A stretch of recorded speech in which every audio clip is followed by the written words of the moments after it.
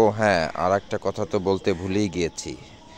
রাসুমার শুধু পাঞ্জাবি না, রাসুমার সেই হজ থেকে আনা জায়নামাজটিও নিয়েছি। তার দেয়া জায়নামাজ এবং তার দেয়া পাঞ্জাবি পরে আজকে এই আমির কুটির জামে মসজিদের ঈদগায় কেউ আসে নাই, আমি সবার আগে এসেছি। হ্যাঁ, আমি সৌভাগ্যবান হতে পেরেছি, কেউ আসেনি। এখনও একেবারে ঈদগাহ আমাদের পারিবারিক ঈদগাহ একেবারেই ফাঁকা। হুম, একদম দেখতে পাচ্ছ কেউ আসেনি, আমি সবার আগে এসেছি।